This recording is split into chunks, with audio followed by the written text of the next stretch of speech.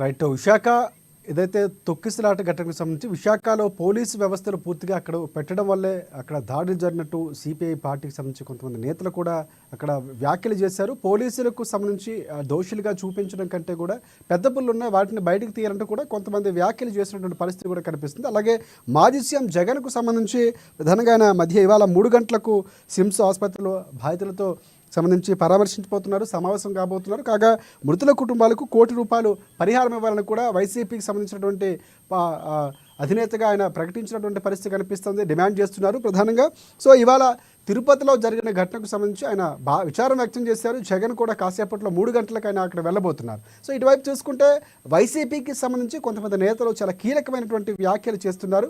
గతంలో తిరుపతి లడ్డు వ్యవహారం ఏదైతే ఉందో ఆ వ్యవహారంలో ఈరోజు శిక్ష అనుభవిస్తున్నారంటూ కూడా కొన్ని వ్యాఖ్యలు చేశారు. రాజకీయంగా ఈ విమర్శలు చేస్తున్నటువంటి పరిస్థితి కనిపిస్తూ ఉంది. సో ఇటువైపు ఏదైతే మోదీ పర్యటన నేపథ్యంలో పోలీసులకు పూర్తిగా విశాఖలో అక్కడ ఉంచడం వల్ల ఈ ఘటన జరిగింది. సో ఇక్కడ సరైనటువంటి సౌకర్యాలు చేయలేదన్నటువంటి వాదనలు కూడా వినిపిస్తున్నారు. సో మరొక అంశం చూసుకుంటే ఏదైతే ఆ గేట్లో వదిలే క్రమంలో కొంచెం జాగ్రత్తగా వ్యవహరించి ఉంటే బాగుండేది. సో ఆ నేపథ్యంలోనే ఈ ఘటన జరిగిందన్నటువంటి పరిస్థితి కనిపిస్తుంది. అనుకున్న దానికంటే ఎక్కువగా భక్తులు రావటం, సో అక్కడ ఆ ప్రమాదం జరగడానికి ప్రధాన కారణంగా ఇక్కడ ఈ శ్యామలరావు చెప్పినటువంటి పరిస్థితి కనిపిస్తుంది. సో ఏం జరగబోతుంది అన్నటువంటి ఒక క్రమంలో భక్తులు అయోమయంలో ఉన్నటువంటి పరిస్థితి, అక్కడ స్వయంగా భక్తులే వారికి అక్కడ సిపిఆర్ చేసి ఉన్నటువంటి దృశ్యాలు కూడా చాలా వరకు బాధను కలిగిస్తున్నాయి. సో ఎందుకు అలాగా చేయాల్సి వచ్చింది, సో పోలీసులు ఎందుకు చేయాలని ఒక క్లారిటీ ఇంకా రావాల్సి ఉంది. సో ప్రధానంగా డిఎస్పీ కొంచెం జాగ్రత్తగా తీసుకుంటే బాగుండేదన్నటువంటి ధోరణిలోనే ఇక్కడ ప్రభుత్వం ఇక్కడ క్లారిటీ ఇచ్చే ప్రయత్నం చేస్తుంది. సో మరొక అంశం ప్రధానంగా చూసుకుంటే సో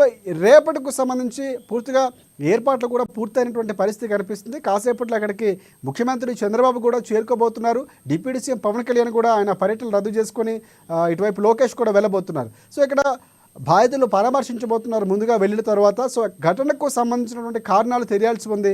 పోలీసులు విచారణ కొనసాగిస్తున్నారు. టీటీడీ అధికారులు కూడా రేపటి దర్శనానికి సంబంధించి వైపు ఏర్పాట్లు చేస్తున్నాయి. ఈ కార్యక్రమం ఏదైతే జరిగిందో సో ఈ దుర్ఘటనకు సంబంధించి పూర్తిగా అక్కడ ఉన్నటువంటి సమాచారాన్ని సేకరిస్తున్నారు.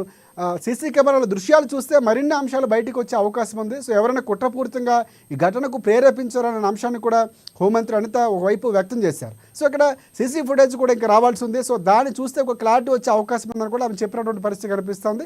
సో ఎక్కడ ఉన్నటువంటి డిఎస్పీ సరైనటువంటి సమయంలో స్పందించలేదు అన్నటువంటి వ్యాఖ్యలు కూడా వినిపిస్తున్నాయి. మరోవైపు అంబులెన్సులకు సంబంధించి 20 నిమిషాల వరకు క్షతగాత్రులు తీసుకెళ్లేందుకు స్పందించలేదు, దూరంగా ఉండటం ఘటన కూడా కొంతవరకు మృతుల సంఖ్య పెరగడానికి కారణమైందన్నటువంటి ఆరోపణలు వినిపిస్తున్నాయి. సో ఇవన్నీ కూడా ఇంకా పూర్తిగా విచారణలో తెలియాల్సి ఉంది. ప్రస్తుతానికైతే మాత్రం అక్కడ టోకెన్ల జారీ నిలిపివేశారు. సో 3 రోజుల తర్వాత జారీ చేయబోయే టికెట్లు ఏ రోజుకి ఆ రోజు విడుదల చేస్తామని ఒక క్లారిటీ ఇచ్చినటువంటి పరిస్థితి కనిపిస్తూ ఉంది. సో రేపు వైకుంఠ ద్వార దర్శనానికి సంబంధించి తెలంగాణకు సంబంధించి ముఖ్యమంత్రి రేవంత్ రెడ్డి కూడా దర్శనం చేసుకోబోతున్నారు. సో వివిధ మంత్రులు రాబోతున్నారు. సో ఈ ఘటనకు సంబంధించి దిగ్భ్రాంతి వ్యక్తం చేస్తూ మోదీ సైతం స్పందించినటువంటి పరిస్థితి కనిపిస్తుంది. సో ఎవరు ఎందుకు జరిగిందనేది మాత్రం ప్రభుత్వం క్లారిటీ ఇవ్వాల్సి ఉంది.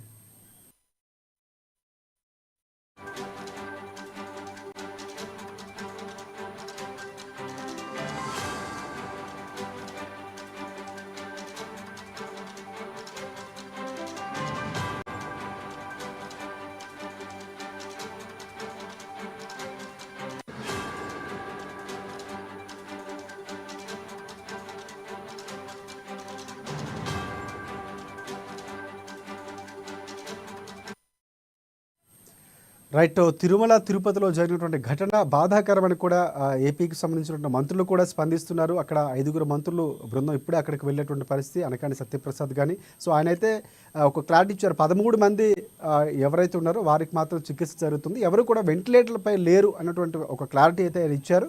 సో ఎవరైతే చనిపోయారో వారికి ₹25 లక్షల ఎక్స్‌గ్రేషియా ప్రభుత్వం ప్రకటించినటువంటి పరిస్థితి కనిపిస్తుంది. సీఎం చంద్రబాబు, ఉప ముఖ్యమంత్రి పవన్ కళ్యాణ్, మంత్రి లోకేష్ వెళ్ళబోతున్నారు, వారిని పరామర్శించబోతున్నారు, ఘటనకు సంబంధించి వివరాలు అడిగి తెలుసుకోబోతున్నారు.